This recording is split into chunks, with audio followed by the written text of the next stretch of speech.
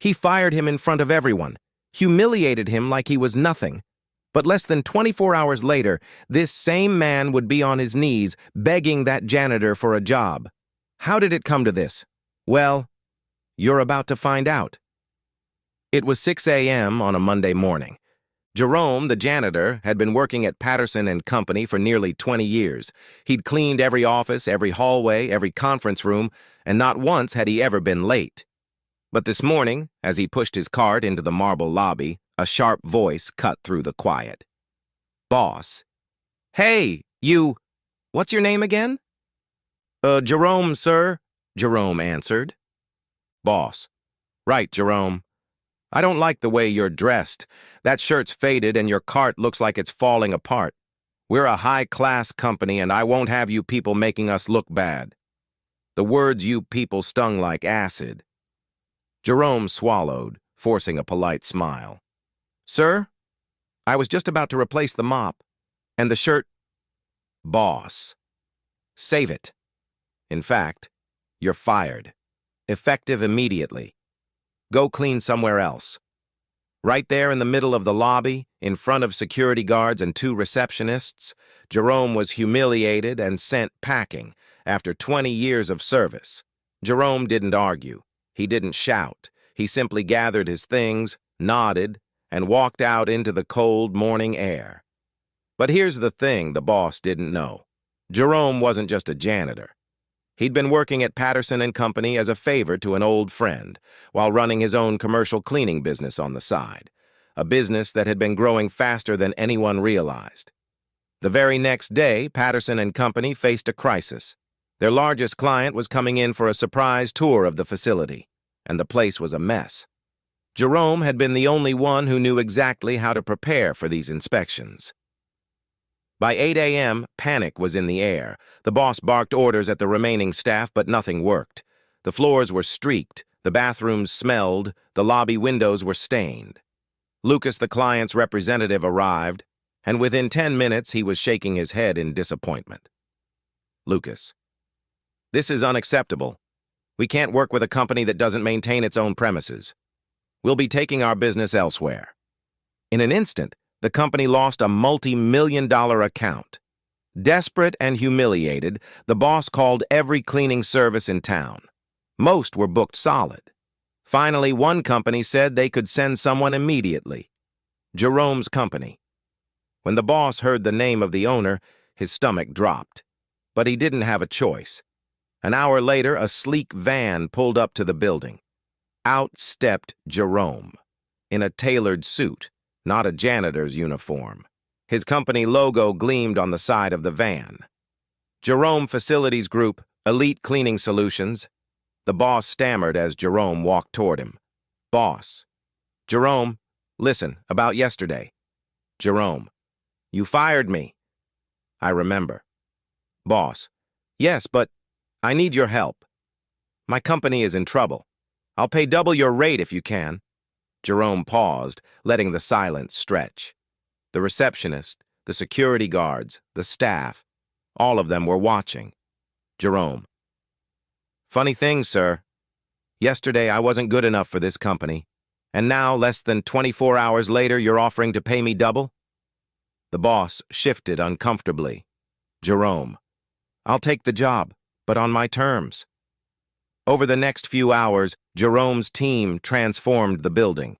The floors gleamed, the bathrooms sparkled, the air smelled fresh and clean. The client came back for a follow-up inspection and was impressed.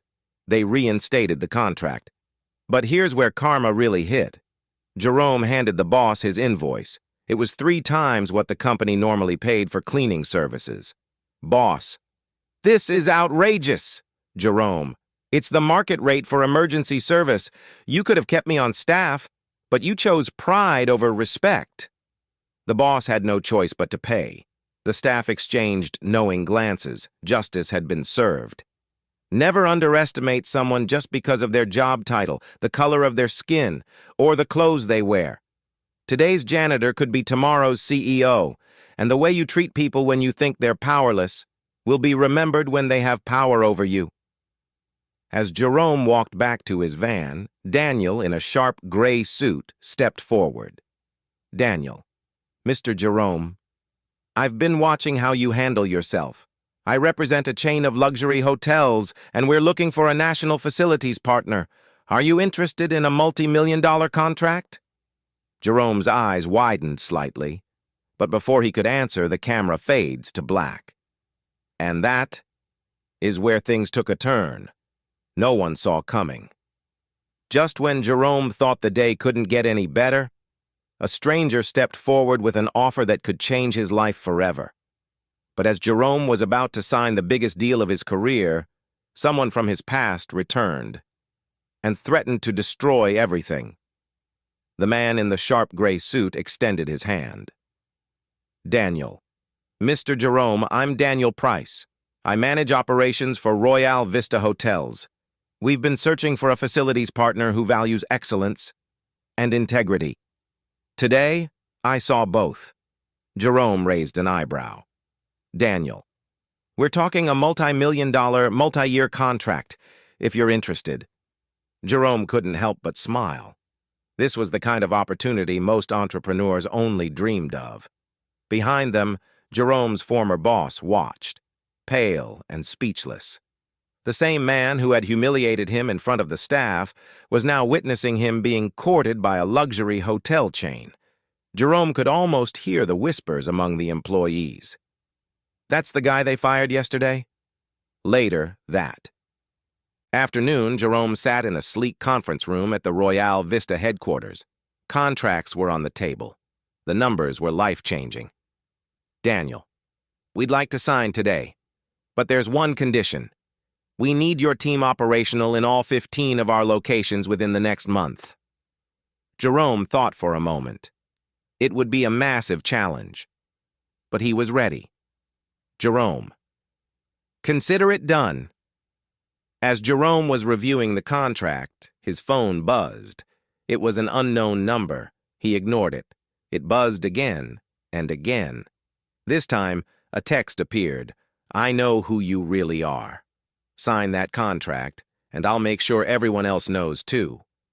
Jerome's smile faded.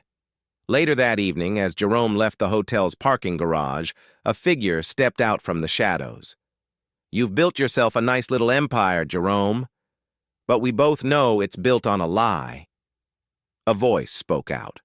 It was Marcus, an old acquaintance from Jerome's past. A man Jerome hadn't seen in over a decade, and never wanted to see again. I've kept your secret all these years, but secrets have a price. I want in 40% of your company, or I burn it all down, said Marcus. Jerome's chest tightened. Daniel and Royale Vista were expecting him to sign the deal tomorrow morning, but if Marcus made good on his threat, everything could collapse before it began. Jerome had fought his way from a janitor's closet to the brink of $1 million empire. But now, one man's greed threatened to take it all away. Should he pay the price to keep the past buried, or risk losing everything to expose the truth? The next morning, Jerome walked into the Royale Vista boardroom. Daniel and the executives were waiting, pens in hand. Marcus was sitting in the corner, smiling. So, Jerome, ready to tell them, or should I? Asked Marcus. The room went silent. Jerome took a deep breath. What happened next would shock everyone in that room. But that is a story for part 2.